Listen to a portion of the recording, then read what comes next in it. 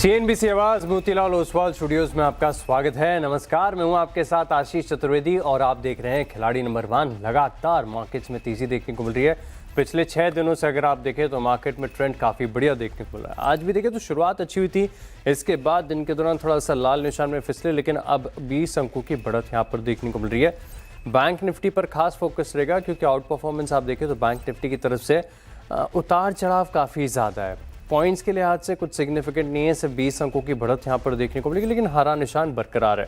Small cap और mid cap थोड़े से फिसले, लेकिन ये चल भी बहुत अच्छे चल रहे थे। अब आप देखें तो 90 अंक नीचे आपको मिड कैप नजर आएगा। स्मॉल कैप्स की बात करें तो यहाँ पर भी प्रॉफिट बुकिंग है, थोड़ी सी ज़्यादा नहीं है, ना के बराबर की गिरावट है। दिन के दौरान थोड़ा सा हरे निशान में भी आए थे।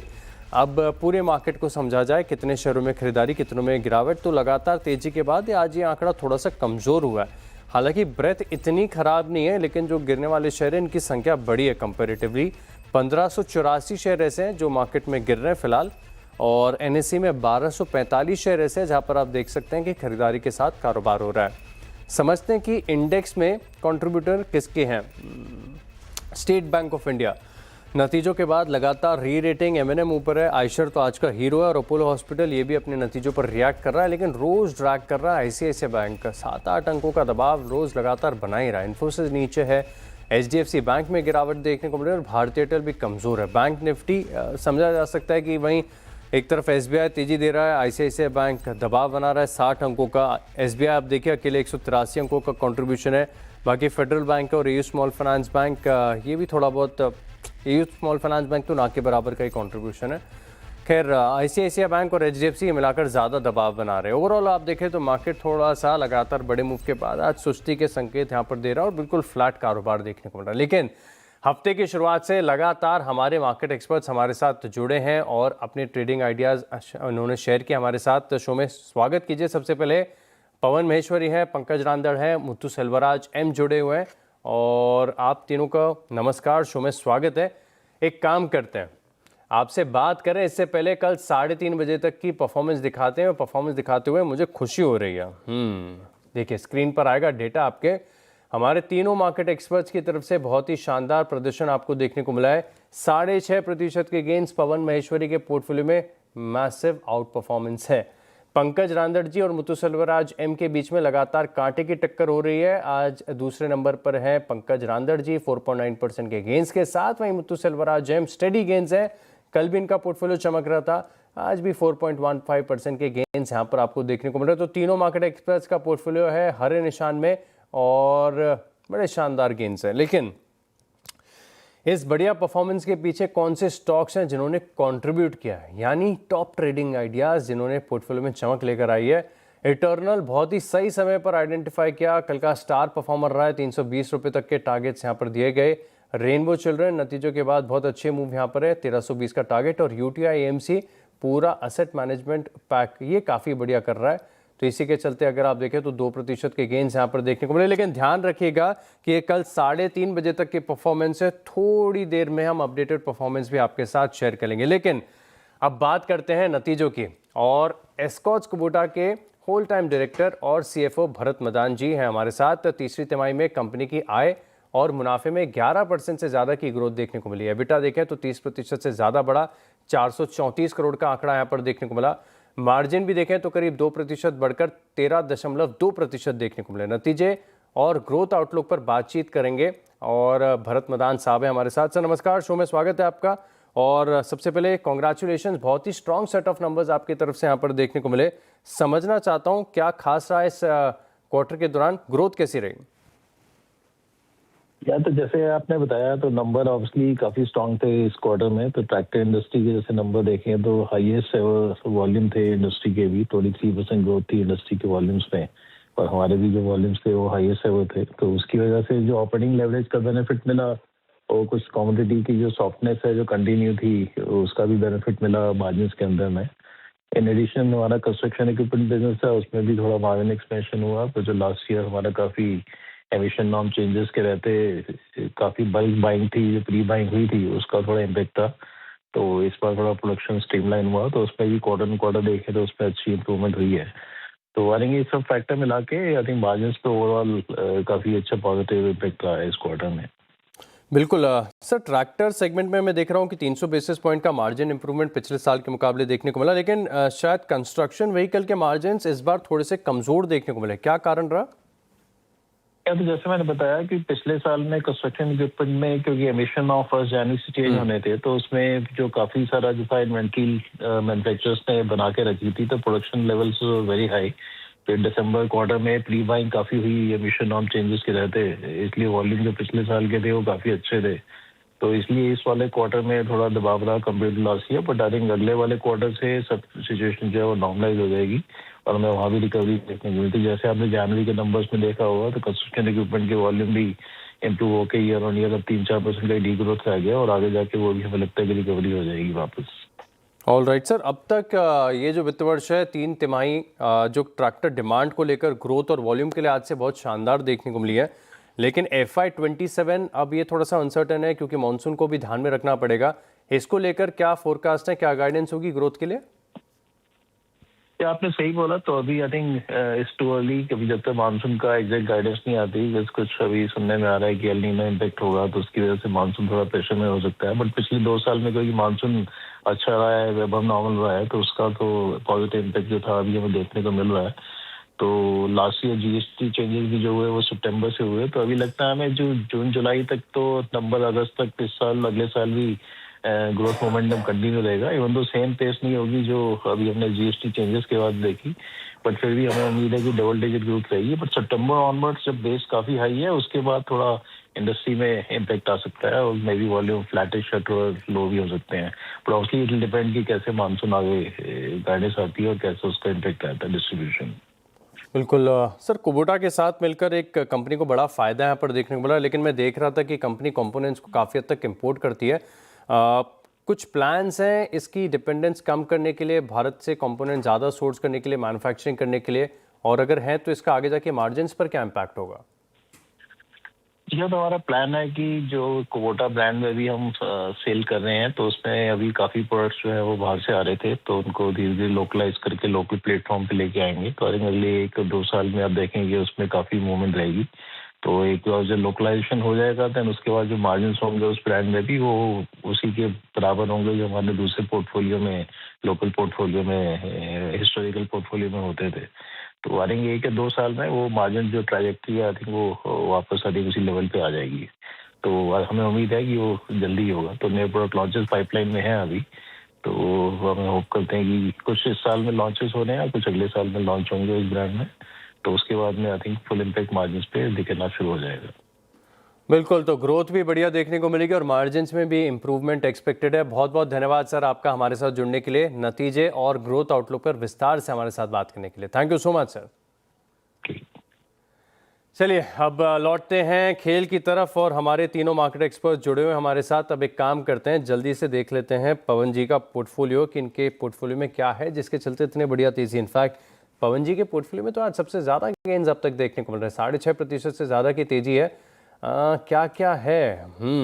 होल्ड है एनटीपीसी इटर्नल की तो बात हमने की, आइनॉक्स विंड यहाँ पर प्रॉफिट बुकिंग कर ली है। तो सर आपके पास विकल्प है 2 शेयरों को ऐड करने के लिए, पहला स्टॉक कौन सा और क्यों? Morning Ashish, good morning to all the co-panelists and all the viewers. देखिए मेरा पहला स्टॉक जो है वो डिक्सन टेक रहेगा। 11,700 के आसपास अभी ये ट्रेड कर रहा है। 11,300 का मेरा इसमें स्टॉप लॉस रहेगा और 12,400 तक के इसमें मेरे टारगेट्स हैं।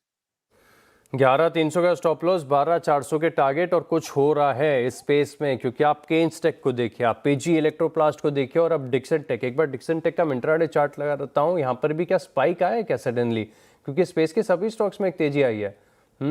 थोड़ा सा तेजी यहाँ पर देखने को मिली है। अब देखेंगे कि कैसे एक्शन आते हैं फर्दर दिन में। डिक्सन टेक यहाँ पर रखेगा खास फोकस। पंकज जी का पोर्टफोलियो लाया है स्क्रीन पर और देखते हैं कि इनके पोर्टफोलियो में क्या है। गेंस तो बहुत बढ़िया, तकरीबन 5% के, और कम ट्रेडिंग की है परसों के मुकाबले इन्होंने। तो सिर्फ 2 ही आइडियाज, दोनों में कर ली प्रॉफिट बुकिंग। सर पोर्टफोलियो खाली, विकल्प है 2 शेयरों का, बताइए। Good morning Ashish ji, good morning. बिल्कुल जी, good morning Ashish ji, good morning to everyone. Ashish ji, जो पहला ट्रेड है पूनावाला फिनकॉर्प के ऊपर है। 498 की रेंज में इसमें खरीदारी करनी है। पिछले 3 दिन से बहुत ही स्ट्रांग वॉल्यूम एक्टिविटी यहाँ पर देखने मिल रही है और एक 3 वाइट सोल्जर जैसे पैटर्न्स यहाँ पर तैयार हुए हैं। मुझे लगता है कि ये काउंटर काफी स्ट्रांग एंटिसिपेशन के साथ में चलने के लिए तैयार है। तो 540 के टारगेट के लिए इसमें प्ले करना होगा 480 के स्टॉप लॉस के साथ। 540 का टारगेट, 480 का स्टॉप लॉस, और बिल्कुल सही कर रहे हैं। मेरी भी नज़र इसके ऊपर पड़ी थी, सुबह 7:30 बजे डिस्कस भी किया था। एक बार एक हफ्ते का चार्ट लेकर आता हूँ पूनावाला फिनकॉर्प का। आप देखिए कि क्या गजब की तेजी देखने को मिली और ऑफ द रेडार बढ़ा है। आज तो 2-2.5% चला है, ठीक है, अपने आप में बड़ा सिग्निफिकेंट है, लेकिन एक हफ्ते के दौरान 7% की तेजी यहाँ पर आपको देखने को मिली है। बड़े गेन्स हैं, तो पूनावाला फिनकॉर्प यहाँ पर आप रखिएगा खास फोकस।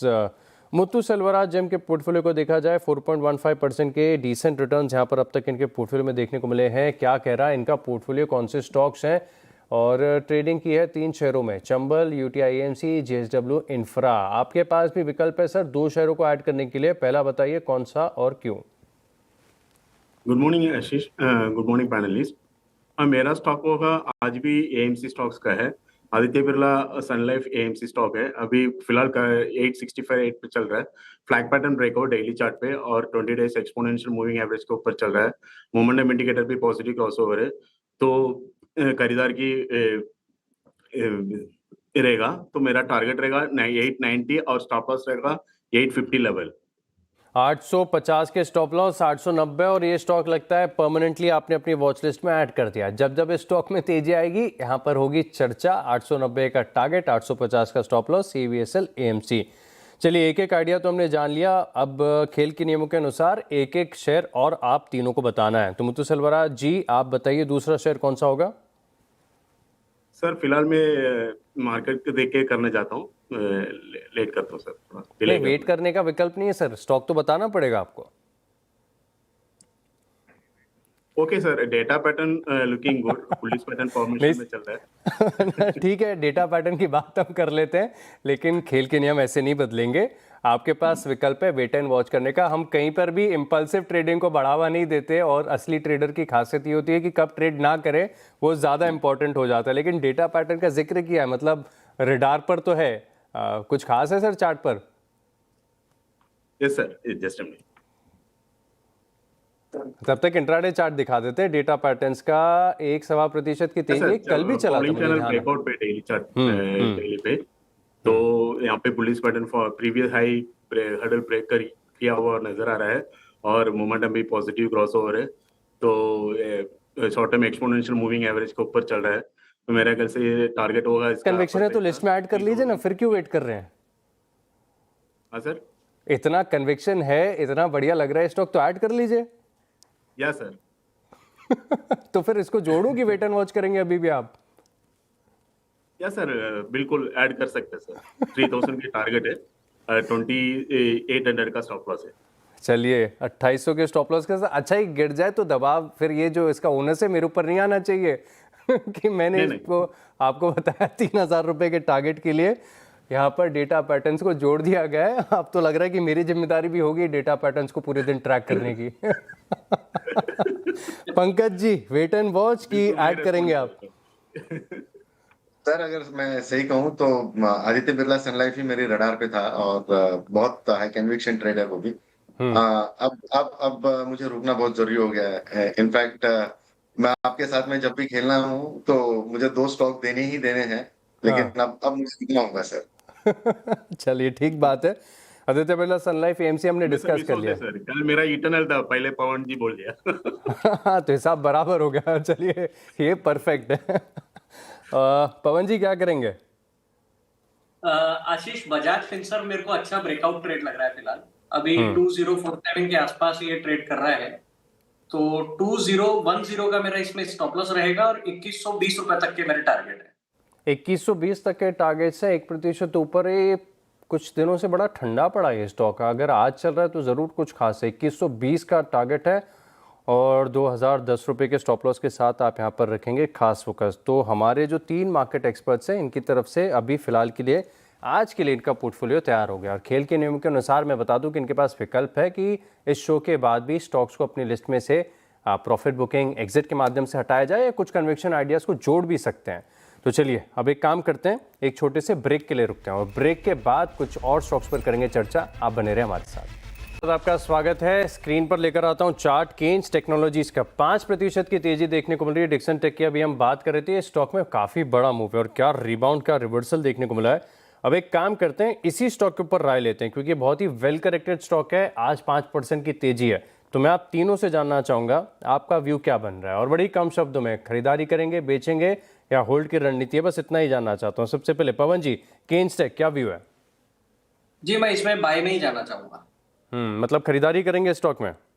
बिल्कुल, ये एक बॉटम से अच्छा बॉटम आउट हुआ है और ये रिस्क रिवार्ड के पर्सपेक्टिव से काफी अच्छा स्टॉक है और नीचे से काफी अच्छा करेक्ट हुआ स्टॉक है, तो ये अगर कोई लॉन्ग टर्म के लिए भी रखेगा तो भी बहुत अच्छा रिटर्न देगा। परफेक्ट है। पंकज जी, क्या विचार है केन्स टेक पर?